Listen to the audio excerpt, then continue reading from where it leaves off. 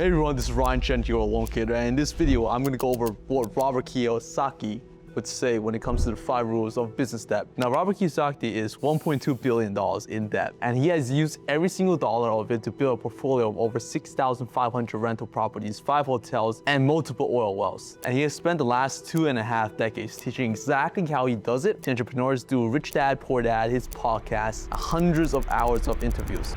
Now, when these financial idiots are out there telling you live debt-free, that's good advice because you haven't been told how to use debt as money, because debt is money today. The US dollar is debt.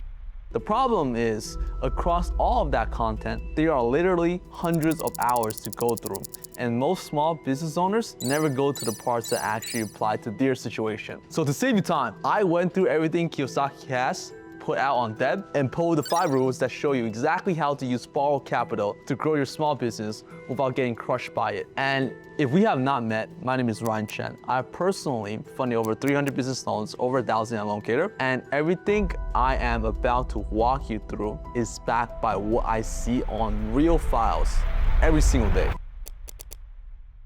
Now, the first rule is the one that Kiyosaki has been saying for decades, and it is the simplest test you can run on any dollar you borrow. Good debt puts money in your pocket, bad debt takes money out. And as Kiyosaki puts it, it has nothing to do with the house, the car, or the loan itself, but with where the cash is flowing. He bought his first property, an 18,000 condo on the island of Maui, with a credit card, and that property puts $25 a month in his pocket after all expense. That was good debt. And the only thing that mattered was that cash flowed in, not out. And I see this exact principle play out on every single file that come across my desk. The business owners who thrive with debt can point to a clear cash flow return before they borrow, know exactly how the money comes back and how long it takes. But the ones who get crushed are the ones borrowing for things that feel productive but generate no measurable return, like a nicer office, equipment they are not fully utilizing, or inventory they cannot move. Now, Kiyosaki makes it sound binary, money in or money out. And for real estate, that works cleanly because you can isolate the return on each property. But for small businesses, it is not always that clean, because the delivery van does not put money in your pocket the way a rental property does. But without it, you cannot fulfill orders and your business stops. So the way I apply this rule as a lender is at the business level, not the individual asset level. Meaning, does this debt improve the overall cash flow of the operation enough to cover the payment and still leave room to grow? If the answer is yes, it is good debt. If the answer is no, or you do not know, it is not. The second rule is the one that most small business owners completely ignore, and Kiyosaki learned it as a kid sitting next to his rich dad in a banker's office. And that is, your banker should be on your team, not behind a counter. Kiyosaki says business is a team sport, and one of the first people on that team should be a banker, someone who understands your strategy, knows your financial, and has been watching your business grow over time. And after funding over 1,000 loans, I can tell you this is the biggest advantage to a business owner when it comes to accessing capital, because the business owner who get funded fast and on the best terms are never the ones who show up cold asking for 200,000, but the ones who introduced themselves a year ago, have been sharing their financials, and already have a lender who understands their business model, will always get funded faster and on better terms than the one who show up cold asking for 200 grand. So when it is time to borrow, the conversation is not who you are, but rather how much do you need. Now, Kiyosaki learned this in a different era where a single banker could champion your deal on a handshake. But today you are dealing with loan committees, credit scoring models, and SBA underwriting criteria that no personal relationships can override. So the relationship does not replace the number, but it gets you better guidance, faster processing, and sometimes the benefit of the doubt on a borderline deal. And that can be the difference between getting approved and getting declined. Now, the third rule is the one that separates the business owner who builds wealth with debt from the ones who get destroyed by it. And Kiyosaki is really direct about this.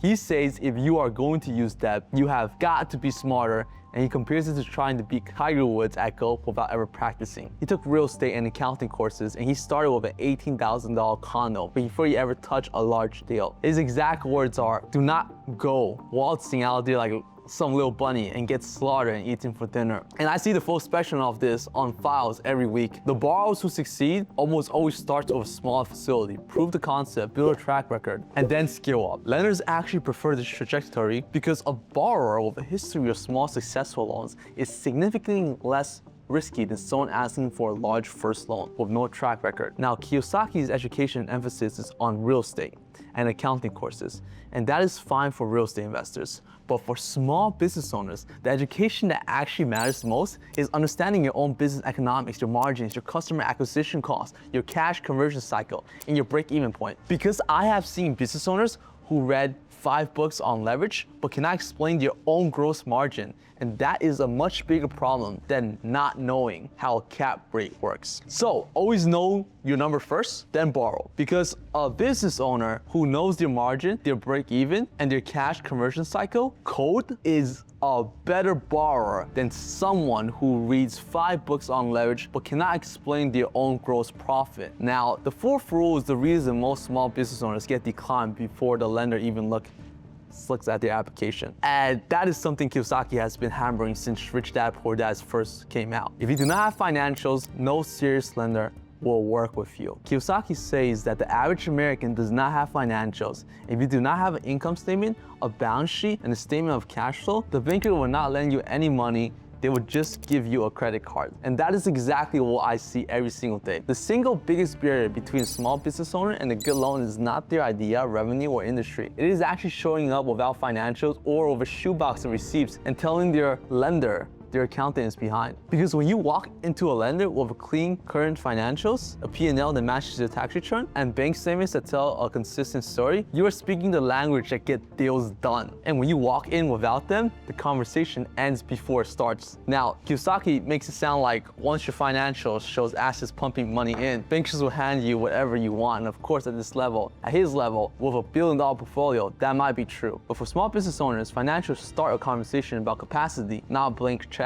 Lenders are looking at your debt service coverage ratio, your cash flow trends, and where the business can service the new debt with a margin of safety. And that conversation only happens when the financials are on the table. Now, the 5th rule is the big one, and this makes Kiyosaki the most controversial and misunderstood, and that is use other people's money. He says use debt to get rich. That it does not take money to make money, and that the people who work for money and saves money are actually getting poorer because the system is designed to reward borrowers, not savers. He even called Dave Ramsey short-sighted for refusing to borrow $1 billion at 0% interest, and says that living debt-free is actually unpatriotic because when you borrow money after 1971, you are creating money. Now, I actually made a full video breaking down why Dave Ramsey is wrong about business debt and how his advice is costing business owners more than the debt itself. So if you want to watch that, I will link it in the description below. But the core mechanic Kiyosaki is describing is real, and I see it validated on files constantly. The most successful business owners I work with are using debt to acquire assets and fund growth they could never fund from savings alone. They are financing equipment that increase capacity, funding inventory for a large contract, acquiring a competitor, and the return on the borrowed money exceeds the cost of borrowing every single time.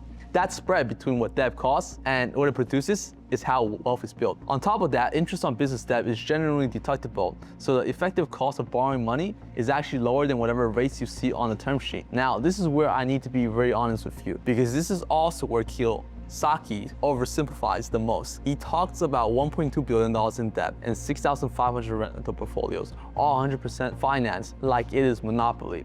And for him, it might be, because he has a billionaire's portfolio, a billionaire's team, and a billionaire's safety net. But small business owner borrowing $150,000 for your first expansion does not have that diversification, that team, or that margin forever. Leverage magnifies outcome in both directions. If the asset performs, you build wealth faster than you ever could with cash alone. But if it underperforms, debt does not care. The payments are still due, and I have seen what happens when business owners borrow aggressively expecting a quick return, and their timelines stretch longer than their cash reserves can handle. So the principle is sound: use other people's money to acquire assets that produce more than they cost. But the execution requires discipline, reserves, and knowing your own risk tolerance, not just copying a billionaire's playbook. Now, these are the 5 rules, and if you go back through them, they actually build on each other. First, you learn how to judge debt by cash flow direction, so you know which opportunities are worth borrowing for. Then you build a relationship with your banker so you have access to capital when the opportunity shows up. Then you educate yourself and start small so your first deal builds track record instead of burrowing you. Then get your financials in order so lenders can actually see what your business is capable of. And last but not least, you use other people's money strategically to acquire assets that produce more than they cost.